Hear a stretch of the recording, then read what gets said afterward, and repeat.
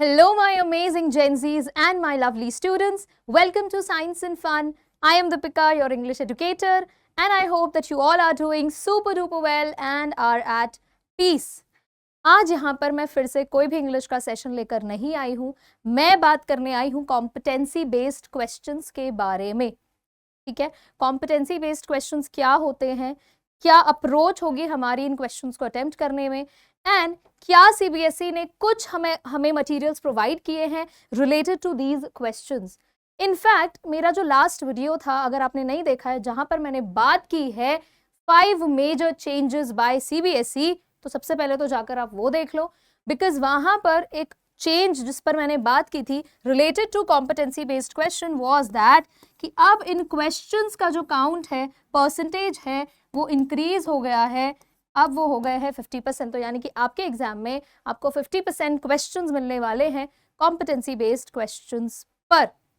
ठीक है, तो हम बात करेंगे आज के सेशन में इस पूरे टॉपिक के बारे में. सो मेक श्योर आप वीडियो को एंड तक देख रहे हैं and share it among your friends as well, because sharing is caring. आप उनकी भी हेल्प करोगे. So let's get started. सबसे पहले तो आपको ये जानना जरूरी है कि कॉम्पिटेंसी बेस्ड क्वेश्चंस की अगर हम बात करते हैं तो यहाँ पर कौन से क्वेश्चंस एग्जैक्टली हमारे पास आते हैं हमारे एग्जाम में.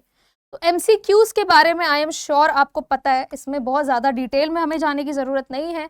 एमसीक्यूज में क्या होता है, हम लोगों को एक क्वेश्चन प्रोवाइडेड होता है and then we have to choose among the options और वहां से हमें करेक्ट आंसर आइडेंटिफाई करना होता है. ऑप्शंस 4 भी हो सकते हैं, काफी क्वेश्चंस में हमने देखा मोर देन 4 भी है.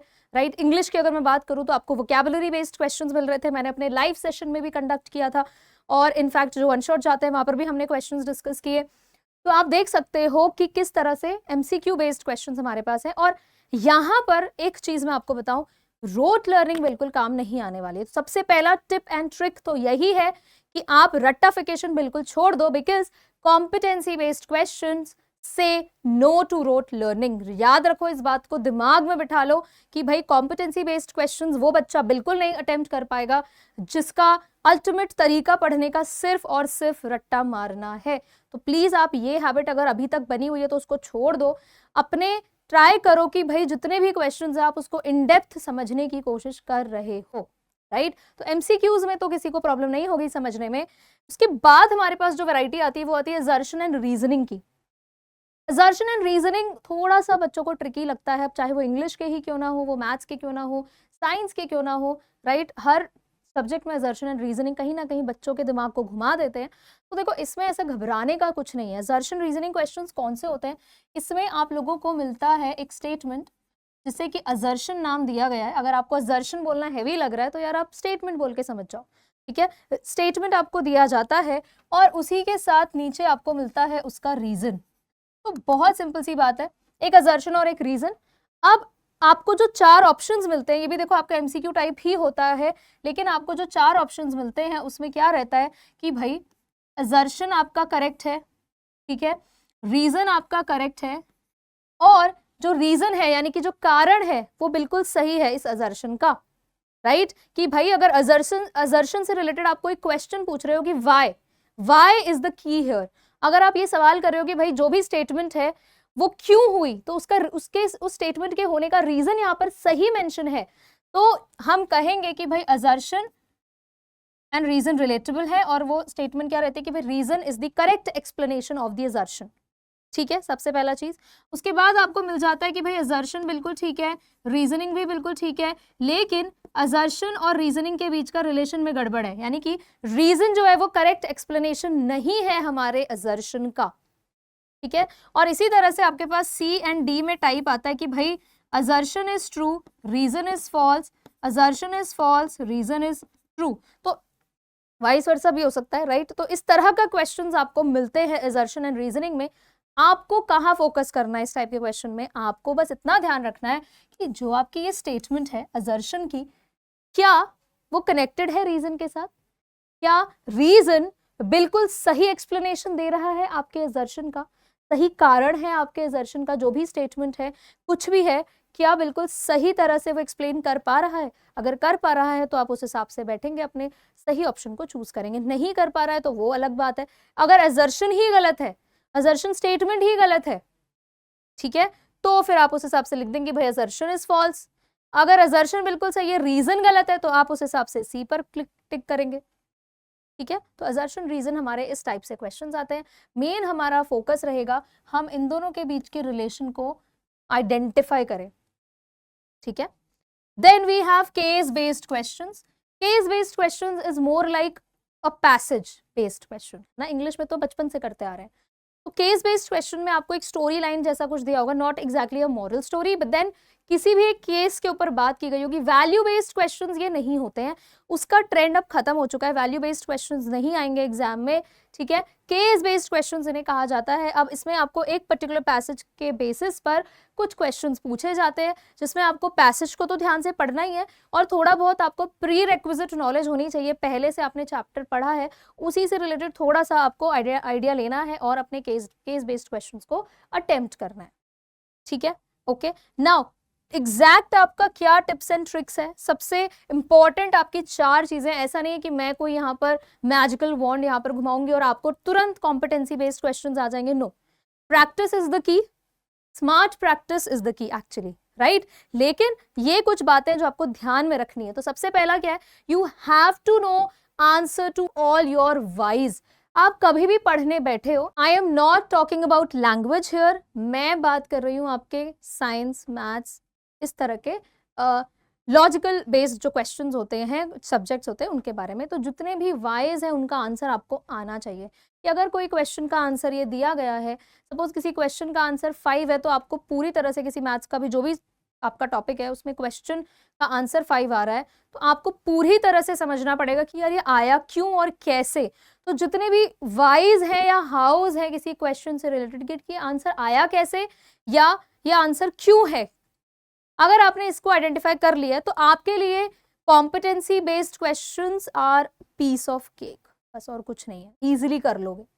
ठीक है, then real life example questions, आपको अपनी जो भी पढ़ाई कर रहे हो आप, अब मैं वोकैबुलरी में भी आपको बार बार बोलती हूँ, इंग्लिश के वोकैबुलरी बेस्ड क्वेश्चंस में भी, कि भाई आप वोकैबुलरी कैसे याद करो, आप अपने आसपास कुछ भी इवेंट्स देखो, कुछ भी पिक्चर देखो, आप उससे कनेक्ट करके उस वर्ड को याद रखो, राइट। ठीक है, चंक्स में आप याद रखो, फ्रेजेस में याद रखो, रियल लाइफ देखकर।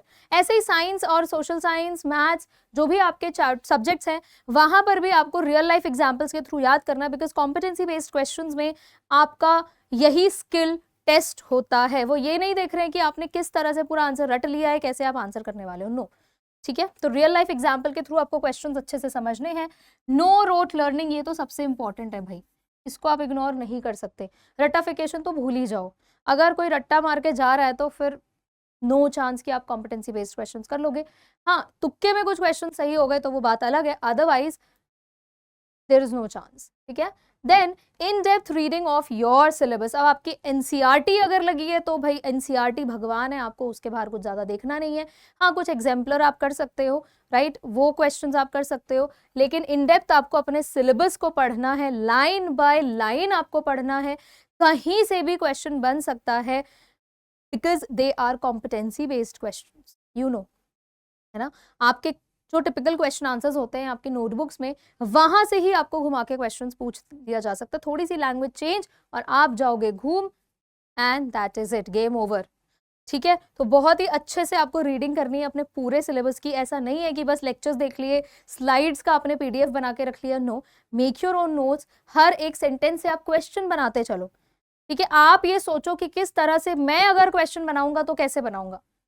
ठीक है, तो हर एक सेंटेंस से आप क्वेश्चन बनाओ।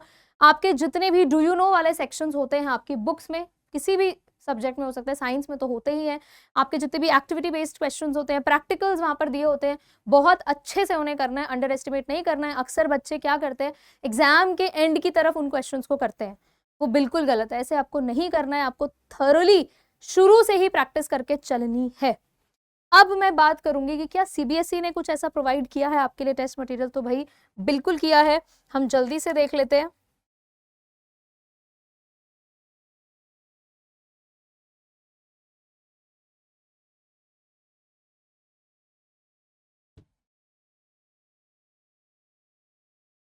ऑल राइट, सो ये है हमारी सीबीएसई की वेबसाइट, जो अगर मैं कहूँ तो एक ट्रेजर है आपके लिए।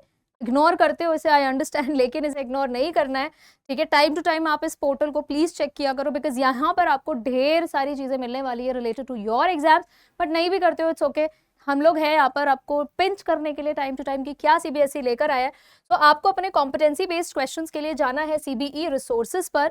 ये आपके सामने जो वेबसाइट इनकी ओपन होती है, फर्दर देन असेसमेंट में आपको जाना है और वहां से आपको देखो क्वेश्चन बैंक चाहिए तो वो भी मिलेगा, लेकिन मैं बात करने वाली हूँ कॉम्पिटेंसी बेस्ड क्वेश्चंस की। तो ये वाला पोर्शन आपको, you can see the download icon here. Download करने के बाद देखो आपको मिल जाएंगे मैथ, साइंस एंड इंग्लिश, ये तीनों का, सोशल साइंस का we don't have here, but then math, science and English का आपको मिल जाएगा। मैथ्स का आप जिस भी क्लास का डाउनलोड करना चाहते हो, it's there till class 10th, ठीक है। एंड साइंस का आपको चाहिए तो उसके लिए भी मिल जाएगा, इंग्लिश का अगर आपको चाहिए तो वो भी यहाँ पर मिल जाएगा।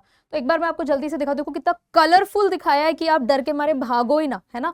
पहला कवर देखते ही आप थोड़ा सा इसको अट्रैक्टेड हो इसकी तरफ, तो इतना सुंदर सा आपको प्रेजेंट किया है।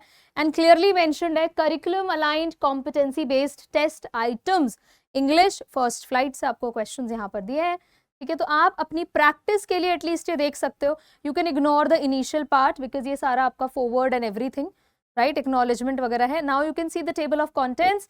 देखो जो आपके सिलेबस में चैप्टर्स हैं आप उसमें से प्रैक्टिस करो, बाकी जो नहीं है तो वो करने की जरूरत नहीं है।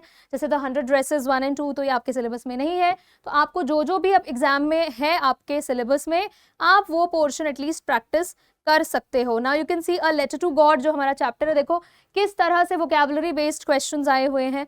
तो प्रैक्टिस सेशन के लिए ये बहुत बढ़िया है, आपको एक आइडिया लग जाएगा कि भाई किस तरह के क्वेश्चंस हमें करने हैं, ठीक है। अब MCQ के भी फॉर्मेट में आपको मिल जाएगा सारा, इनफैक्ट आपके सब्जेक्टिव बेस्ड भी है, ठीक है।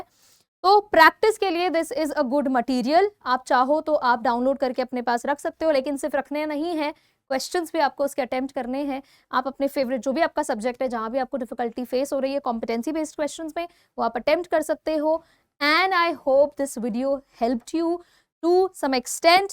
मैं इसी तरह से वीडियोस आपके लिए लेकर आऊंगी जहां पर हम बात करेंगे CBSE के अपडेट्स के बारे में and further queries. I will see you in the next session.